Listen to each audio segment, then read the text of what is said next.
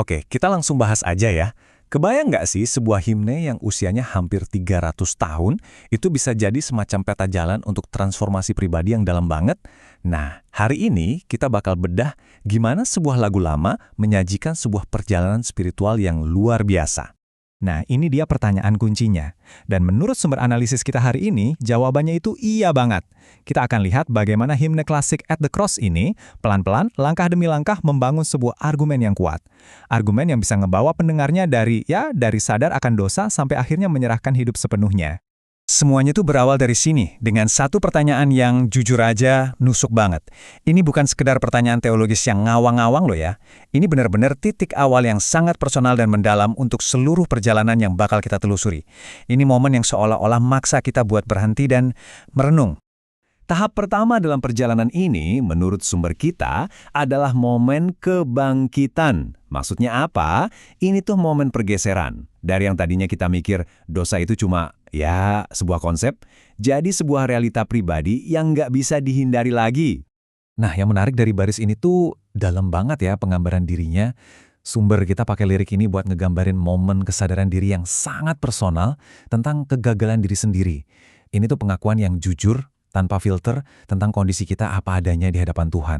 Jadi poin krusialnya begini, salib itu seolah-olah memaksa kita buat ngeliat kalau dosa itu bukan cuma masalah orang lain. Langkah pertamanya menurut argumen ini, ia mengakui kalau aku ini termasuk dalam semua orang yang disebut di Roma 3:23 itu. Salib bikin masalah ini jadi urusan pribadi banget. Dan ini nunjukin langkah-langkah praktisnya dengan jelas banget, alurnya keren. Dari yang tadinya nyalain orang lain, sekarang jadi ngakuin secara aktif. Udah nggak lagi nunjuk-nunjuk keluar, tapi bilang, Tuhan ini karena aku. Ini momen ambil tanggung jawab yang, radikal. Oke, setelah ngelewatin kenyataan pahit soal dosa tadi, tahap kedua ini nawarin solusi yang jujur, beda banget, dan mengejutkan.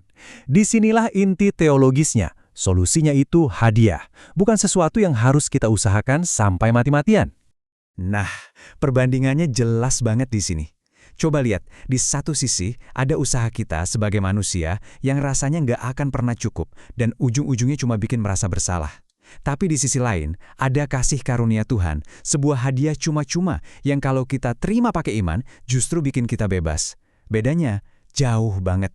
Inilah pesan utamanya, seperti yang diringkas sama sumber kita. Ini kan sebuah pernyataan yang benar-benar membebaskan ya. Langsung membalikkan semua pikiran kita tentang kelayakan. Jadi pengampunan itu bukan soal prestasi kita, tapi soal sifat Tuhan itu sendiri. Terus gimana caranya konsep teologi ini kita terapin di kehidupan sehari-hari? Nah, sumber kita jelasin kalau ini tuh jadi cara hidup yang baru. Jadi, kita nggak lagi terikat sama rasa bersalah di masa lalu. Sebaliknya, kita bisa melangkah maju, hidup dalam kebebasan yang udah dikasih sebagai hadiah. Oke, sebelum lanjut, kita perlu kenalan dulu nih sama arsitek di balik lirik-lirik dahsyat ini. Penting banget soalnya. Namanya Isaac Watts. Kenapa kita perlu tahu? Karena kalau kita ngerti cara pandangnya, perjalanan yang lagi kita bahas ini bakal terasa lebih dalam lagi. Jadi menurut sumber kita, si Watts ini nulis bukan cuma dari teori doang, tapi dari pengalaman pribadinya yang dalam banget. Dia tuh paham betul seberat apa itu dosa, dan sadar kalau manusia nggak mungkin bisa nyelesainya sendiri.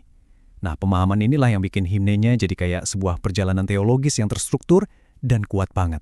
Nah, sekarang kita masuk ke fase respons. Kan tadi udah sadar dosa, terus udah nerima kasih karunia.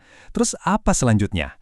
Sumber kita ngasih pertanyaan penting nih. Lalu bagaimana sekarang? Bagian ini tuh isinya tentang gimana kita merespons anugerah yang luar biasa itu. Lirik ini ngena banget ya. Sumber kita pakai lirik ini buat nunjukin kalau cuma sedih atau nangis aja tuh nggak cukup. Rasa nyesel itu penting, iya. Tapi penyesalan itu sendiri nggak bisa lunasin utang dosa. Di sini kita dapat definisi yang jelas banget. Pertobatan sejati, menurut argumen ini, bukan sekedar perasaan, tapi sebuah tindakan. Beda loh antara cuma bilang, maaf ya sama benar-benar putar balik 180 derajat dan jalan ke arah yang baru. Ini soal perubahan, bukan cuma perasaan. Dan inilah puncaknya. Puncak dari semua respons tadi. Lirik ini tuh kayak mewakili penyerahan diri total yang dijelaskan dalam sumber kita. Ini langkah terakhir yang menyempurnakan transformasi. Dari yang tadinya cuma menerima hadiah, sekarang jadi memberikan seluruh hidup sebagai balasannya. Jadi, respons yang komplit itu ada dua bagian. dan dua-duanya nggak bisa dipisahin. Pertama, kita berbalik dari hidup yang lama dengan pertobatan yang tulus. Kedua, kita berbalik ke hidup yang baru dengan penyerahan total. Bikin Tuhan jadi pusat segalanya. Keduanya harus jalan bareng. Oke, kita udah hampir di akhir nih. Sumber kita ngerangkum semua perjalanan ini bukan sebagai kejadian sekali seumur hidup ya, tapi sebagai sebuah undangan. Undangan abadi yang terus-menerus ditawarkan oleh salib. Ini rangkuman yang pas banget buat perjalanan kita. Ada 4 poin undangan: mengakui dosa dengan jujur, menerima kasih karunia, pakai iman, bertobat dengan tulus, dan menyerahkan hidup sepenuhnya. Semua tahap yang kita bahas tadi, mengakui, menerima, bertobat, menyerah, itu semua bagian dari satu paket undangan yang utuh. Pada akhirnya, inilah tujuan dari semua peta jalan spiritual ini. Bukan cuma jadi pintar secara teori, tapi jadi sebuah deklarasi nyata yang mengubah hidup.